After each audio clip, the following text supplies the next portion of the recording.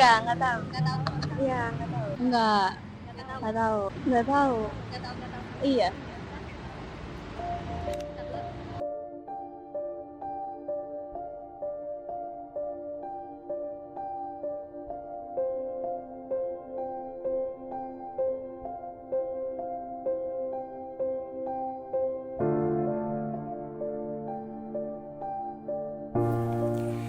Indonesia masih menghadapi tantangan besar dalam penegakan hak asasi manusia. Setiap tahunnya, ribuan pengaduan masuk ke Komnas HAM.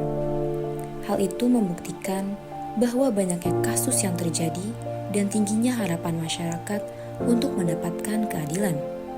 Namun, bagaimana sebenarnya angka-angka ini bergerak dalam 5 tahun terakhir? Menurut data laporan Komnas HAM, selama 5 tahun terakhir, jumlah pengaduan kasus pelanggaran HAM yang diterima menunjukkan pola yang fluktuatif atau perubahan naik turun. Di Indonesia, banyak kasus pelanggaran HAM yang belum tuntas.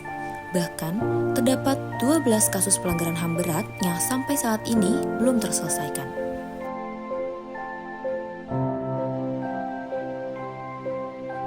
Jadi nama saya Bejo Untung, saya Ketua YPKP 65, yaitu Yayasan Penelitian Korban Pembunuhan 6566. Saya juga sebagai korban tragedi genosida 65 di Indonesia. Ditahan ketika rezim Soeharto berkuasa pada tahun 1970 sampai 1979. Jadi 9 tahun di dalam tahanan. Pernah di tahanan Kalong atau interogasi Kalong, kemudian dipindahkan ke Salemba, dan kemudian kerja paksa di Kamp Konsentrasi Kerja Paksa Tangerang. Nah, dan YPKP melakukan penelitian di berbagai kota-kota itu menemukan 356 kuburan massal. Pak Bejo, seorang tahanan politik tahun 1965, mengenang hari-harinya saat disiksa dengan brutal. Selama 9 tahun, mulai dari di tahanan Kalong Jakarta Pusat, Salemba, hingga Tangerang, penyiksaan menjadi rutinitas yang tak terhindarkan. Ketika itu saya masih atau sedang bekerja di sebuah toko serba ada, yaitu Department Store Sarinah. Tiba-tiba di pagi hari kami dijemput oleh Intel dari Kodam 5 Jaya, yaitu namanya itu Intel interogasi dari Kalong. Kalong itu sebuah nama sandi yang artinya adalah kelelawar, yaitu untuk menangkap orang-orang yang melawan atau dianggap sebagai bagian dari pendukung Presiden Soekarno dan aktivis dari orang-orang kiri di Indonesia ketika itu. Jadi itu terjadi 5 tahun setelah peristiwa tragedi 65. Jadi ketika saya pertama kali ditahan, itu masuk di dalam kamp interogasi Kalong. Itu kami pertama kali melakukan apa disebut interogasi. Interogasi itu diperiksa, ya. Saya menemukan ada sekitar 200-an orang yang ditahan di situ. Di malam hari saya mendengar suara teriakan dari orang-orang yang diperiksa itu histeris, ya. Orang yang dipukul, ada suara kursi yang patah, ya.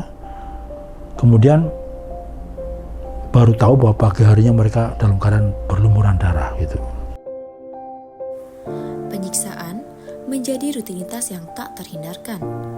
Jari-jarinya dialiri listrik dari generator baterai, tubuhnya dihantam dengan cambuk ekor ikan pari, hingga luka-luka dari pukulan yang membabi buta. Dan itu rasanya itu seperti dipukul-pukul begini. Sebelumnya saya harus membuka pakaian, celana sebenarnya harus dalam keadaan telanjang, itu distrum begitu. Waduh, gitu. Akhirnya saya menggelepar gitu. Di Salemba kira-kira hampir 2 tahun, kemudian saya pindah ke Tangerang.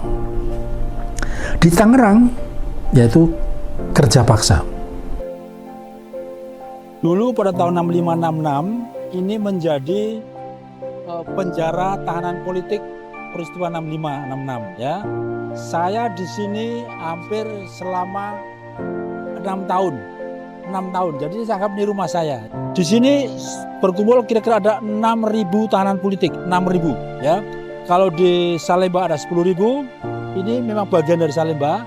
Ya, tapi tidak semua dikirim kemarin ada 6.000. Sedangkan di Pulau Buru sekitar 12 sampai 15.000.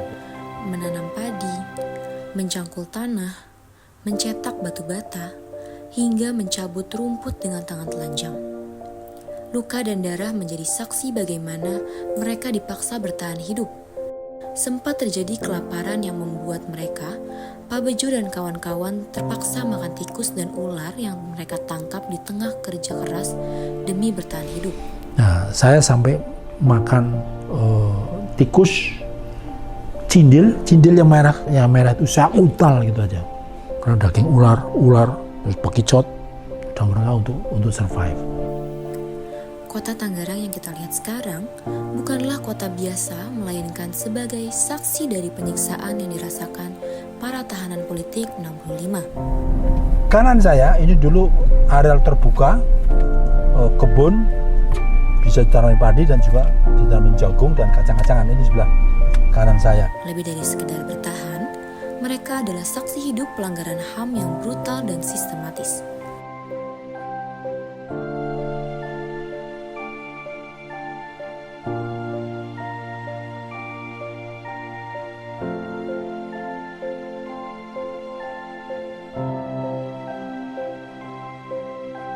Tidak hanya peristiwa pembantaian 1965, pada 13 November 1968 terjadi kasus pelanggaran HAM berat di Indonesia, yaitu tragedi Semanggi I. Peristiwa ini terjadi ketika mahasiswa berdemonstrasi menolak sidang istimewa MPR yang dianggap memperkuat kekuasaan Orde Baru. Bernardinus Realino Norma Irmawan atau Wawan, mahasiswa Atmajaya dan relawan kemanusiaan menjadi salah satu korban penembakan dengan peluru tajam. Saya Maria Katarina Sumarsi, ibunya Wawan. Nama lengkapnya Bernardinus Realino Norma Irmawan, mahasiswa Atmajaya Jakarta, jurusan Ekonomi Akuntansi, tetapi kuliahnya hanya sampai semester kelima karena meninggal dunia dalam tragedi Semanggi I 13 September 1998. Kemudian pada hari Kamis ya, Wawan telepon dari rumah. Kemudian dia tanya, Ibu kok nggak masakin Wawan? Tapi Wawan semalam nggak pulang, jadi besok nggak tahu Wawan minta dimasakin apa. Nah kemudian ya sudah, kalau nggak cocok masakan di rumah, jajan aja apa saja, cari di warung. Akhirnya hari Jumat saya masak sayur asem dan empal kesukaan Wawan, tetapi hari Jumat itu hari terakhir Wawan tidak makan. Saya mengatakan saya ini mati rasa. Jadi tanggal 13 Wawan ditembak, tanggal 14 Desember Wawan dimakamkan. Sepulang dari makam, saya tidak bisa merasakan apa-apa. Suasana di rumah sunyi. Kemudian saya mengatakan saya akan berhenti bekerja. Saya tidak sanggup untuk bertemu dengan kawan-kawan di kantor. Kemudian setiap hari bangun pagi, saya selalu mojok di ruang tamu. Saya membaca kitab suci, berdoa, menangis sambil menunggu koran Kompas untuk mengetahui perkembangan tentang penembakan para mahasiswa di sekitar kampus Atmajaya, karena Presiden Habibie mengeluarkan pernyataan pemerintah akan mengusut tuntas penembakan mahasiswa di Semanggi dengan seadil-adilnya sesuai hukum yang berlaku. Satu mahasiswa dari Universitas Katolik Indonesia Atmajaya, almarhum Norma Irawan, mahasiswa Fakultas Ekonomi, merupakan salah satu korban dari 17 korban lainnya yang tertembak pada 13 November. Di balik luka itu, Cinta seorang ibu memberinya kekuatan hingga sampai sekarang sudah menginjak 26 tahun semenjak kejadian. Setahun sekali, tepatnya tanggal 13 November, Ibu Sumarsi dan suaminya selalu memperingati hari tragedi Semanggi I bersama mahasiswa Atmajaya di halaman tempat Wawan tertembak.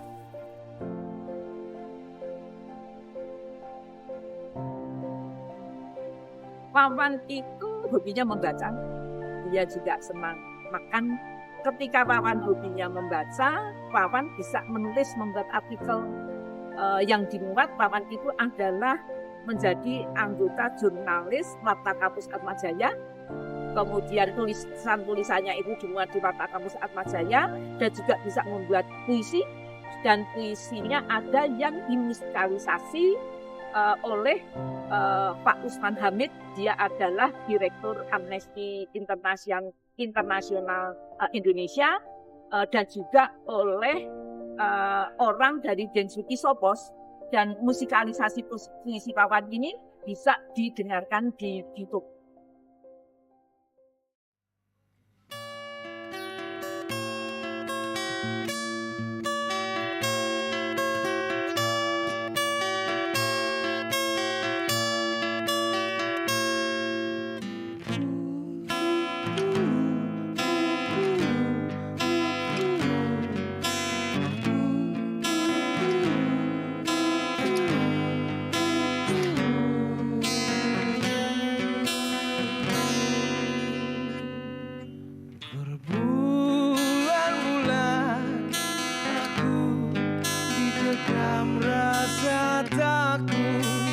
Takut disiksa berbulan-bulan, aku lari dari hidup normal. Ku masih ingin berjuang. Ya, mengenang momen-momen mengenang Wawan itu, Wawan selalu ada di hati saya. Kalau saya kangen dengan Wawan, saya hanya menyebut nama Wawan. Wawan. Atas dasar cinta, ini yang menyemangati kami sekeluarga untuk terus berjuang untuk melanjutkan perjuangan Wawan dan kawan-kawannya yang belum selesai. Mencari kebenaran sulit, mencari keadilan juga sulit. Akhirnya sejak 18 Januari tahun 2007, kami melakukan aksi diam, aksi damai di depan Istana Presiden, yang oleh orang-orang di sekitar istana dikenal dengan sebutan aksi payung hitam, tetapi masyarakat pada umumnya mengenalnya dengan sebutan aksi Kamisan. Setiap Kamis, Ibu Sumarsi dan Pak Bejo berdiri di depan Istana Negara dalam aksi Kamisan, mengenang para korban sekaligus memperjuangkan keadilan bagi semua korban pelanggaran HAM berat di Indonesia. Mereka bersama Ibu Suciawati yang merupakan istri dari mendiang Munir, merupakan pelopor dari aksi Kamisan ini.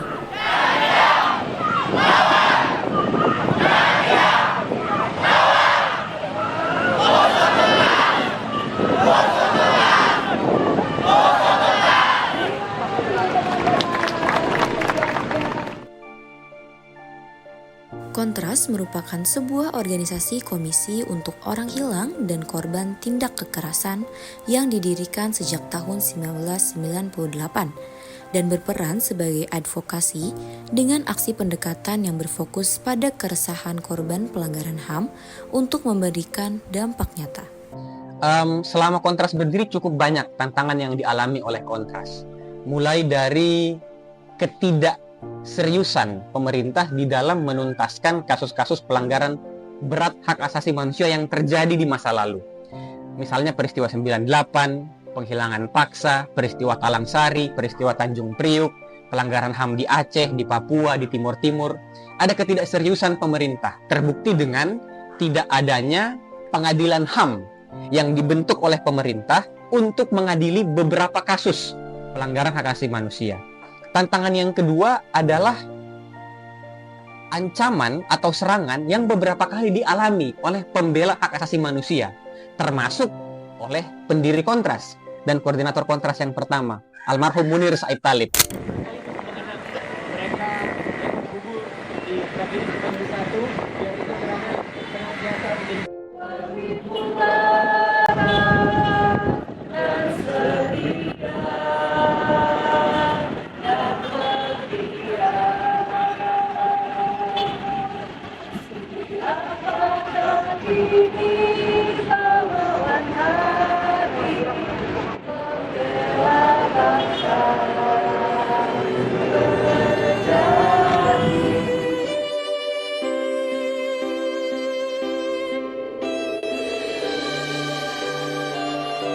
Aksi Kamisan menjadi bentuk protes damai yang dilakukan setiap Kamis sore di depan Istana Negara, Jakarta.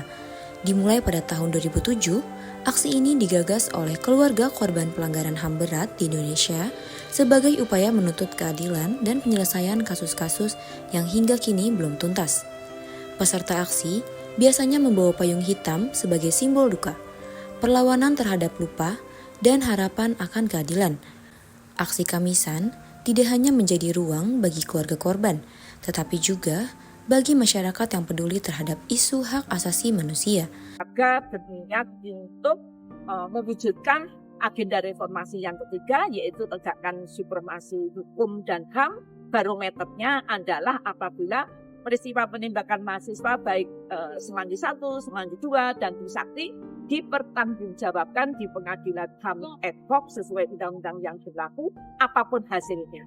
Artinya, kalau misalnya akhirnya membebaskan para pelaku dan dalang pelakunya, ya ini menjadi kewajiban anak-anak muda untuk terus memperjuangkan tentang tegaknya supremasi hukum dan HAM, dan juga memperjuangkan reformasi dan demokrasi di negara Indonesia ini.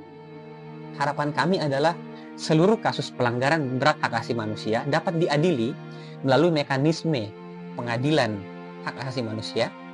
Yang kedua, ada pengungkapan kebenaran.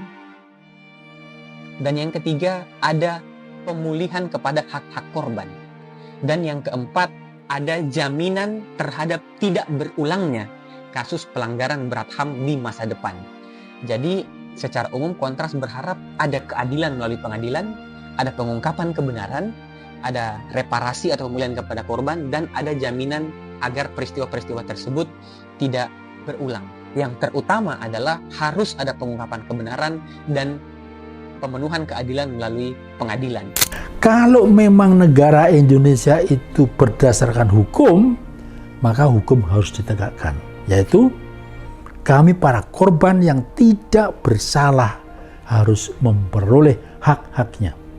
Yaitu hak kebenaran, hak keadilan, hak memperoleh restitusi, kompensasi, dan jangan sampai terulang lagi negara melakukan kejahatan kemanusiaan. Ya. Jadi saya tetap mendesak supaya negara memulihkan para korban, direhabilitasi dengan cara terlebih dahulu membentuk pengadilan HAM ad hoc. Yang memotivasi saya untuk tetap berjuang ya, baik aksi Kamisan, juga tetap berusaha dengan kegiatan yang lainnya supaya hukum dan HAM ini benar-benar ditegakkan adalah cinta. Dalam cinta itu ada semangat dan harapan. Sekecil apapun saya selalu memberi harapan agar tidak lelah, agar tidak capek. Boleh lelah tetapi tidak boleh putus asa.